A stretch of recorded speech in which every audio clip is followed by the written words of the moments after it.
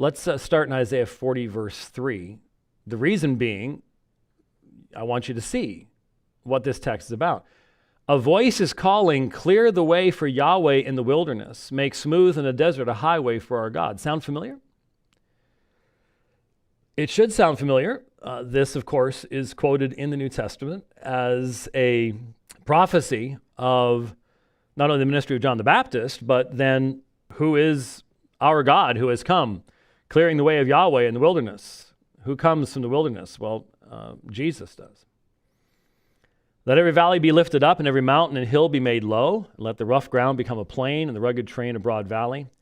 Then the glory of Yahweh will be revealed and all flesh will see it together, for the mouth of Yahweh has spoken. A voice says, call out. Then he answered, what shall I call out? All flesh is grass and all its loveliness is like the flower of the field. The grass withers, the flower fades when the breath of Yahweh blows upon it. Surely the people are grass. The grass withers, the flower fades, but the word of our God stands forever. Get yourself up on a high mountain, O Zion, bearer of good news. Lift up your voice mightily, O Jerusalem, bearer of good news. Lift it up, do not fear. Say to the cities of Judah, here is your God. Was all this fulfilled in Jesus? Behold, the Lord God, Yahweh God, will come with might, with his arm ruling for him. Behold, his reward is with him and his recompense before him. Like a shepherd, he will tend his flock. In his arm, he will gather the lambs and carry them in his bosom. He will gently lead the nursing ewes. Who is measured? Now, here you have the promises. Here you have the promises that are being made. What has to be the foundation of these promises? What will encourage the people of God? Well, the truth that their God is truly sovereign, that he has kingly freedom, and he will be able to accomplish what he promises, even though the fulfillment was literally hundreds of years down the road. Who has measured the waters in the hollow of his hand, and marked off the heavens by the span, and calculated the dust of the earth by the measure, and weighed the mountains in a balance, and the hills in a pair of scales? Now remember, who has directed the Spirit of Yahweh, or as his counselor has informed him? Seems Paul like that text. With whom did he consult, and who gave him understanding? And who taught him the path of justice, and taught him knowledge, and informed him with the way of understanding? The answer to all of these questions, of course, is rhetorical. There is no answer, because no one did. He is the source and fountain of all of these things, of all knowledge and understanding. Behold, the nations are like a drop from a bucket, and are regarded as a speck of dust on the scales. Behold, he lifts up the islands like fine dust. Even Lebanon is not enough to burn, nor its beasts enough for a burnt offering. All the nations are as nothing before him. They are regarded by him as less than nothing and meaningless. Now remember, this is being spoken into a world where most of these nations had their own gods. Their own gods. And what was so incredibly offensive about the teaching of the Jews is that they were saying their God is the only true God, and all of the gods are false. To whom then will you liken God, or what likeness will you compare with him? As for the idol, a craftsman cast it. A goldsmith plates it with gold, and a silversmith fashions chains of silver. He who is to impoverish such an offering selects a tree that does not rot, and seeks out for himself a skillful craftsman to prepare an idol that will not totter. Do you not know? Have you not heard? Has it not been declared to you from the beginning? Have you not understood from the foundations of the earth? It is he who sits above the vault of the earth, and its inhabitants are like grasshoppers, who stretches out the heavens like a curtain and spreads them out like a tent to dwell in. He it is who reduces rulers to nothing, who makes the judges of the earth meaningless. Now I stop for just a moment. We sometimes pass by these texts, but what does it take for God to reduce rulers to nothing and make the judges of the earth meaningless? What is required there? I noticed in looking at this that when it says meaningless, over here in the Hebrew, it's katohu. And you may have heard when Genesis describes the initial creation, wohu tabohu, empty and void. What does it take for God to do that? In other words, there has to be an ability on God's part to create the very fabric of time so as to not be controlled by his creation. He is accomplishing his purpose in creation. And if it's his purpose to reduce a ruler to nothing, to make judge of the earth meaningless or empty or vain, that may require God's actions to begin long generations before the fulfillment of the action. He has to know what takes place in time perfectly and then order it perfectly to fulfill not the will of men, but the will of God. Scarcely have they been planted, scarcely have they been sown, scarcely has their stalk taken root in the earth, but he merely blows on them and they wither, and the storm carries them away like stubble. To whom then will you liken me, that I should be his equal, says the Holy One? Now, do you get the idea that there is something about God that is absolutely unique? There is something about his knowledge that is absolutely unique. Any philosophical system that seeks to limit God's knowledge to a set of syllogistic conclusions that is not informed, first and foremost, by the text of Scripture will lead a Christian astray, can never arrive at true Christian truth if you do not start where you need to start. Lift up your eyes on high and see who has created these stars. The one who leads forth their host by number, he calls them all by name because of the greatness of his might and the strength of his power. Not one of them is missing. Now, we know that at the time this was written, the author could not possibly have conceived of the number of stars that actually exist. But remember, this is the same author who gives us messianic prophecies that have been fulfilled. So if you are hesitant to believe what he has to say, maybe the way you should look at it is, well, here is a promise that has only gotten greater in its fulfillment over time. And in fact, over the past 100 years, now we have come to understand the vastness of God's power in this area. We knew nothing about other galaxies up until fairly recently. Even though you can literally, on a good dark night, if you've got good eyes, you can literally see the Andromeda galaxy with your bare eyes. It's a little puffy thing. No one realized it was another 100 billion stars in a galaxy very similar to our own. And now we know there's 100 billion galaxies, which cannot be seen with the naked eye. But because of the greatness of his might and the strength of his power, not one of them is missing. He has a purpose for all of them. Why do you say, O Jacob, and assert, O Israel? Now, at this point, now that you have this greatness of God, you now have the application to Israel's situation. My way is hidden from Yahweh, and the justice due me escapes the notice of my God. So in other words, if he can order the entire created universe, do you really think that he is not intimately aware of what his covenant people are doing?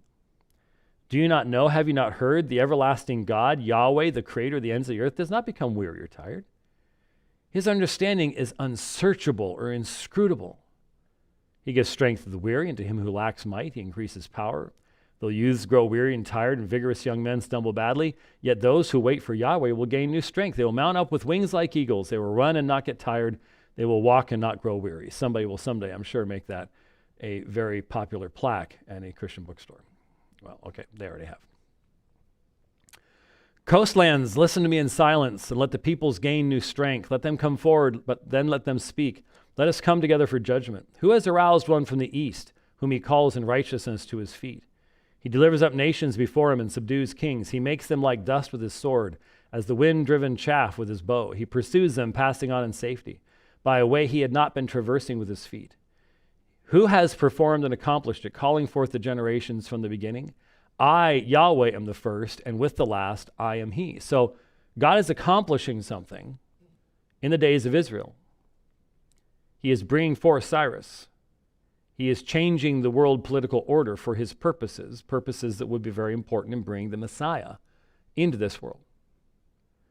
He knows what's coming. He knows that it's going to be Rome and not Babylon that's in charge when Jesus is born. That's his purpose. And so he is accomplishing that purpose even hundreds of years before it's going to come to fruition.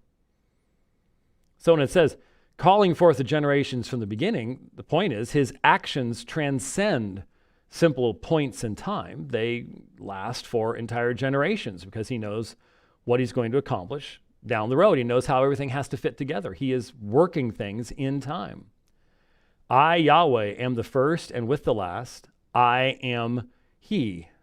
Now, if that sounds somewhat familiar to you, that's because over here we have in the Hebrew Anahu, which is the Hebrew background to ego eimi in the Greek Septuagint, which then is used of Jesus in the New Testament.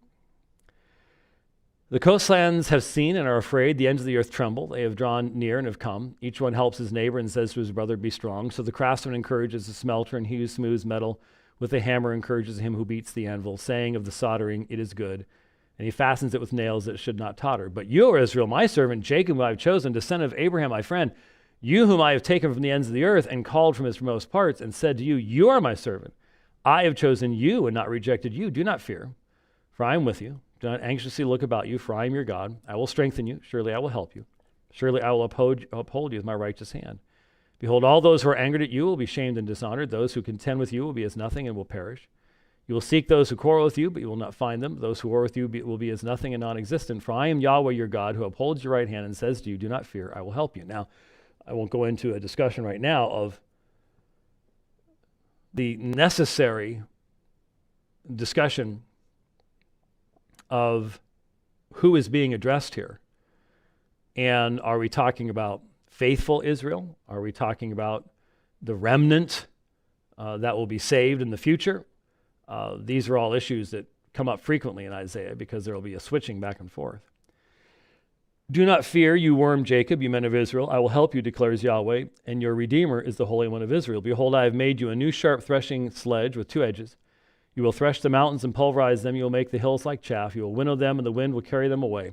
The storm will scatter them, but you will rejoice in Yahweh and will give glory in the Holy One of Israel. The afflicted and needy are seeking water, but there is none, and their tongue is parched with thirst.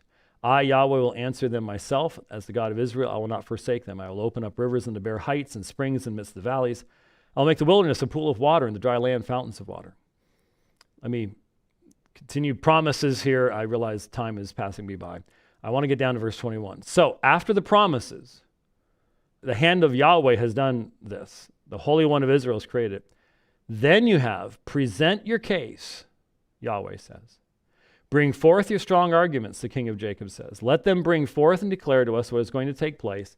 As to the former events, declare what they were, that we may consider them another outcome or announce to us what is coming. Now, this is a verse that I've addressed many times in the past, but it hasn't been for a while. So please make sure you're looking at Isaiah 41, 21, and 22. So, the gods who are tempting Israel into unfaithfulness are being addressed here. And they are put in the witness stand. And Yahweh says, present your case. Bring forward your strong arguments. Bring forth and declare to us what is going to take place. So first and foremost, having established in the previous chapter his creatorship and his providence, his upholding of that which he has made, as well as the fact that history is being unfolded as he himself has indicated and can now reveal to his people. Now he says to the idols, let them bring forth and declare to us what is going to take place. Now he has said, I am the first, I am the last, I'm with the first generation, I'm with the last generation. In other words, I am will always be the I am. There is nothing taking place in time that is a surprise to him because he's the creator, not because he possesses special knowledge from some other source, but because he is the creator of all things. How can he not know what he himself has created and created perfectly for his purposes? So let them bring forth and declare to us what is going to take place. They can't do that. They're just as lost as to what could take place tomorrow. Every day we wake up and look at the news and go, well, I didn't see that coming. Well, sometimes you go, yep, saw that one coming. But then other times like, whoa, okay, not what I expected. But then there's a phrase here. As for the former events, declare what they were, that we may consider them and know their outcome, or announce to us what is coming. There is, I think, one of the most important texts in the trial of the false gods, Isaiah 40-48, trial of the false gods. It's not just the trial of false gods, but that's its primary thrust. That, I think, is, as for the former events, declare what they were. That's what a historian does. So is God saying to the idols, be a good historian? Is that all? Well, sometimes that's not easy to do. Even in the modern period, there are still questions. I mean, any battle in the Second World War, I'll give you an example, and my focus, for some reason, has always been, I mean, it's not that I haven't read lots about the European theater, but primarily in the Pacific. You know that like there are at least 5 good major works just in the Battle of Midway, and they disagree with each other. That was less than 100 years ago. And there were lots of survivors to interview, and yet still there are questions that have not been answered as to exactly how things happened. So as for the former events, declare what they were is a little bit trickier than you might think, but more importantly is that we may consider them and know their outcome. That we may consider them and know their outcome. There's what the historian can only guess at and can only make provisional statements about. And God says, I can do that. I can do that. I can tell you what happened in the past, and I can tell you why it happened. That means that what takes place in time is purposeful. But where does that purpose come from? God says he knows, but nobody else does. And so if the meaningfulness of actions is derived from anything other than the will of God, you're going to have a problem with this text. Or at least on the absolute minimum, what the scriptures is telling us is that God's knowledge of future events is a knowledge that is intimately connected with his will and intention in bringing those events about. No purposeless evil. No purposeless evil. Or announce to us what is coming. Declare the things that are going to come afterward, that we may know that you are gods. That's how you find out what a true God is. A true God's the creator of these things. A true God can do these things. But declare the things that are going to come afterward, that we may know that you are gods. Indeed, do good or evil, and we may anxiously look about us in fear together. Now, folks, if you can't recognize sarcasm, there it is. There it is. This is God sarcastically mocking idols. Indeed, do good or evil, do something, that we may anxiously look about us in fear together. Oh, that's what you've got here. This is full on, in your face sarcasm. No question about it. How do I know that? Because the next verse, behold, you are of no account. You are empty. You have no meaning. You are of no account, and your work amounts to nothing. He who chooses you is, and here's the Hebrew right here, toeva. Toeva. An abomination. An abomination. Same term used of homosexuality in the Holiness Code. If you choose idolatry, you are an abomination to God. Strong words from the same prophet who gives us the prophecy of the coming of John the Baptist that we know has been fulfilled in the life of John the Baptist and Jesus. So if that happened in the past, why should we question its authority today. So you see, this is the in-depth, beautiful theology that already existed before the first words of the New Testament were ever written. This is what Paul's drawing from. This is what Jesus is drawing from. This is what Peter is drawing from.